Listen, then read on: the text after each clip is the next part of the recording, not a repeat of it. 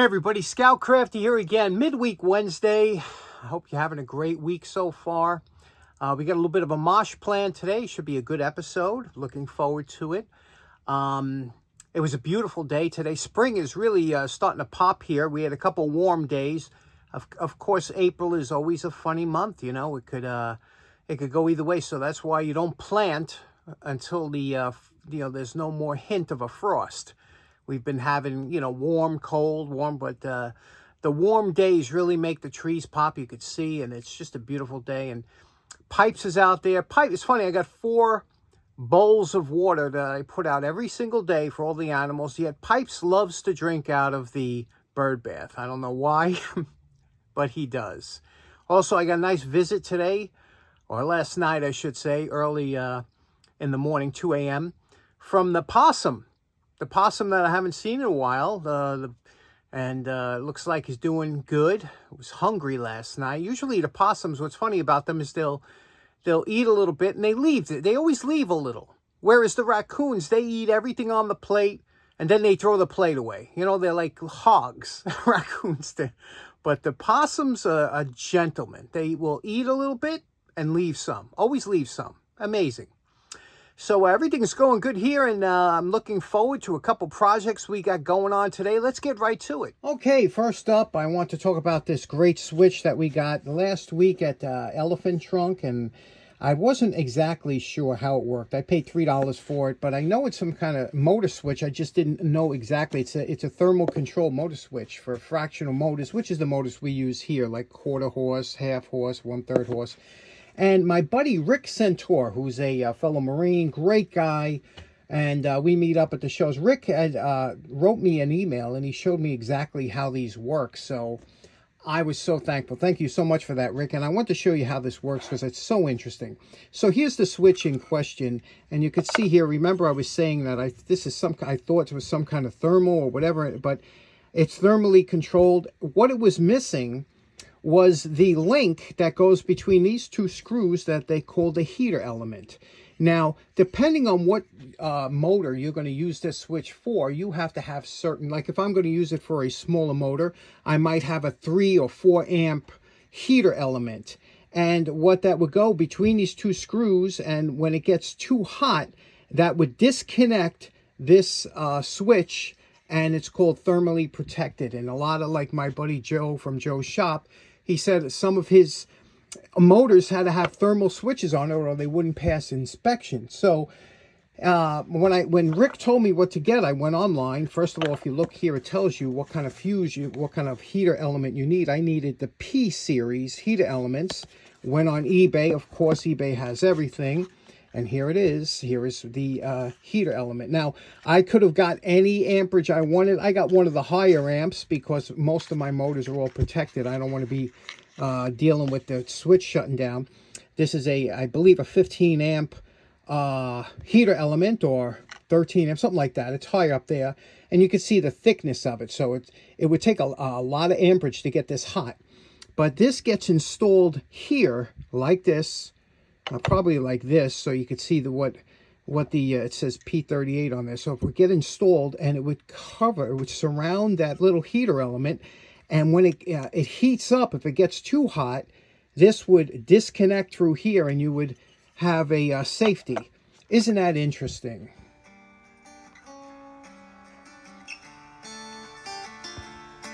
Now, here's what the heater element looks like installed. You can see the current goes through here, wraps around, and now this brass plunger, if this wire gets too hot, this brass plunger will disconnect the switch via a plunger through the bottom, and that's how that works. Now, there's a little heater shield behind on the side here to protect the switch.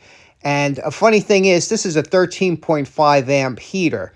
Now, if you got a thinner, a less amperage heater, you could see the coils. There'd be more coils and much thinner wire, so that would heat up easier. And it's interesting, super interesting switch. Next up, you remember we were talking about our wire stripper last week, our woes with this. Well, somebody had suggested the automatic wire strippers, and I went on to Amazon. And I picked out one of the highly recommended ones here. And let's give these a shot and see how they work. You can see how You put the wire in there, and it squeezes down. It pulls it back. It's supposed to strip it out.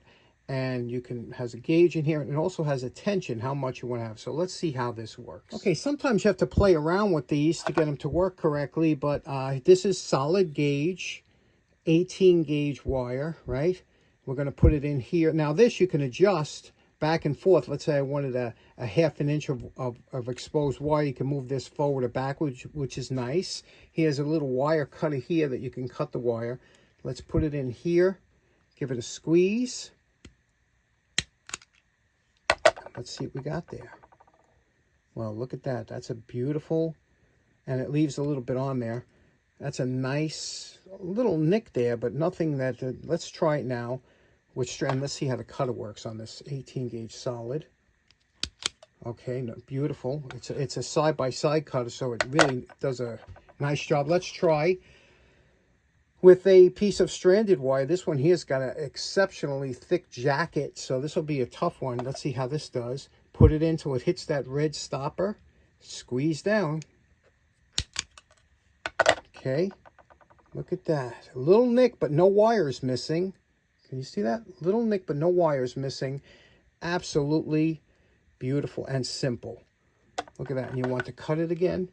Here, put it in here, side-by-side cutters. Look at that. This is nice. It's a game changer, huh? What I like about this one compared to some of the other ones I saw, some of the other ones had inside the jaws of the cutter, it had little, just like that, you had to put the wire in the right area. This, you could put the wire, as long as you get it near the center, it should work. So let's take a little bit more. I'm going to strip a little bit more wire off, push it into here. Again, just squeeze it down, squeeze it, take a look at the wire. I don't see any strands cut off. Then I like when it leaves this little area because you could twist it as you're pulling it off. And look at that. That is just sweet, isn't it? Very nice. These were inexpensive. I like the parrot beak style. That's why I got them. Wow.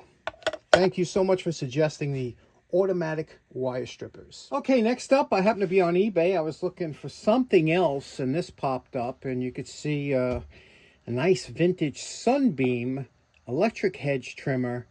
I have kind of a small collection of hedge trimmers, but not too many electric. I just thought this was interesting because this is from an era, probably in the 50s or something. Look at the bakelite, right? The brush holders, you know, look at the... It's a beautiful unit. He said it needed a cord. I wonder why he thinks it needs a cord, because little electrical tape, this thing could probably be saved. Yeah, so it needs a cord. But how cool is that, huh? For $2.99. So, of course, I was the only bidder. And it was like, it was inexpensive, $8 and something shipping. So let's see if we can't get this working. This would be a perfect candidate for the cords that I find on the vacuum cleaners, you know, a little longer cord. Let's try it out, see what we can do. Okay, found this nice appliance cord rated for 300 volts. Found this on a vacuum cleaner some time ago. And it's an abrasive, you know, it's got a nice resistance. This would be a good cord for this. So what do you say we take it apart and see what we can do? Now I examined the cord. I looked through it carefully, and even though the outer casing is cracked up, I don't see any exposed wire or anything. So this is a perfect time to use the current limiting device or the tester here. We'll plug it into that, and I will just see if the brushes are tight. Plugged it in, and we'll see if it works before we start taking it apart. And it might have been DOA already, so let's try it out. Everything is on. Switch is on. Okay, so we know it works. That's beautiful. So we really just have to replace the cord, clean it up, lubricate it, get it back in service. We cut the old cord off, okay? That's over here now. Now we want to disconnect. Now remember, this is just a motor that turns, and there's probably a gearbox in here that drives here. So that what we want to do now is we want to remove, and we want to remove the head from this part. Remember how that GE head works. So there's only 2 screws that go in here. We remove these 2 screws that you can see here, like that. Take those out, and then we gently rock this apart. See what I'm doing here? I'm gently pulling and rocking until this will come out and apart. Here we go. Okay, see how that came apart? Now we have the motor assembly here, and this is the drive section for the Hedge trimmer. How simple is that? And everything looks well greased. Whoever had this really took care of it. We just got to clean out a little bit of this. Is normal. You'll get always something there. And now we can work on this very easily without any problems. Now on the back of the motor here, there's a cover here with a screen. And you can see here the screen has needs to be cleaned up. But we have a cover and a screen. And then in here, we have 2 screws that will hold the wires of the armature. And there's the bearing right there. And you can see here, you can lubricate the bearing. Now the armature's in there. We can eventually take that out if we wanted to. But we're going to see what we have going on. We took the brushes out. The brushes are over here. Okay, with the caps. And you see the curvature of that brush. You have to put that in the same way. There's a curvature that has to go around the armature. And now in here, we have to replace the cord, okay? So here, this is all Bakelite, and what a beautiful material this is. Now, don't be afraid to make a little diagram like I did here on telling where these screws go, because a lot of them are close, but they're different. Now to take this, there's 2 pieces here that come across to replace the cord. Looks like we have to use a nut driver, remove those nuts, and this should come apart and give us access to the cord. And here's the switch right here. It's just a slide switch.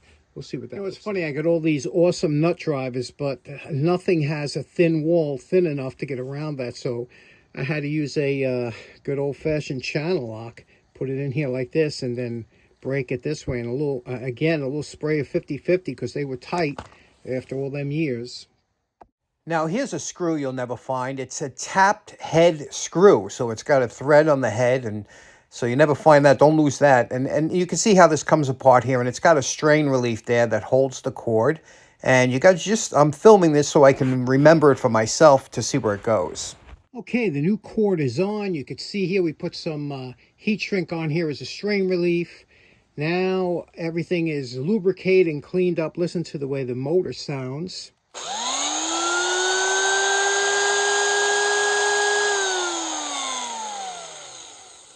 Okay, just beautiful. Now we'll work on the head. Okay, now working on the head, the first thing we'll do is remove the cover. This cover was an access cover to the gear. And also, this is where you would grease it. And you could see here, it was well greased. This was taken care of, but you could see here, I see that these screws were replaced. And you could see that's probably an original screw. That's a Philister head.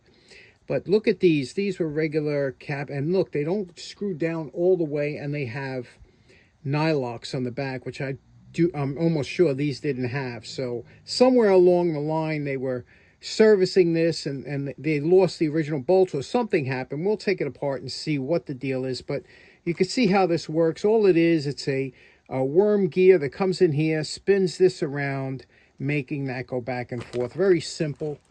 Let's take it apart. Okay, you can see we got the pieces apart here, and you can see how this works. This rod goes back and forth, you know, spins around here. We'll take all this old grease off and clean it up, but it's very smooth. Now, we have to clean up each one of these pieces, and again, for that, use 50-50 acetone and automatic transmission fluid. The key is not to be stingy, and each part, you'll have to go over here, this little bit of Scotch-Brite, and you make sure you get all this old grime and grudge. Everything has to be cleaned off of all these pieces so that they slide nicely on each other.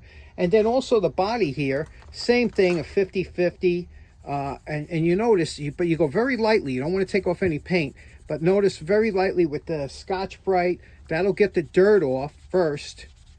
You see, that'll get the dirt off, and then we'll polish it and put it back together. So everything's going good. And you know, my favorite part, remember what this vintage Hedge trimmer looked like before we started. And we're calling this project done. What you're looking at here is a Sunbeam model A1A. This was a wildly popular back in 1950 and around that. It ran for a bunch of years, and it was a popular model, but they were extremely expensive. $37 back in 1950. That would be equivalent to about $430 today. So you can see why when people bought these, they really took care of them. But You know, electric hedge trimmers compared to the manual ones really did a good. You can see what we did here. We put all new screws, re-tapped the holes, polished everything out, and, you know, of course, the new cord. That was the important thing. Just a beautiful, re-greased everything. Everything's lubricated. Did lemon oil on the handle. Let me show you how it works. Just a beautiful model. I love this model. Okay, like I said, new stainless steel screws. Put the correct nuts on the bottom. These are half nuts is what you would put on there. This is a threaded bar, so when this threads through, these nuts just lock it on. You have to have some gap here so this can go up and down. It's all been lubricated. I use white lithium grease to lubricate it. Let me show you what it sounds like now.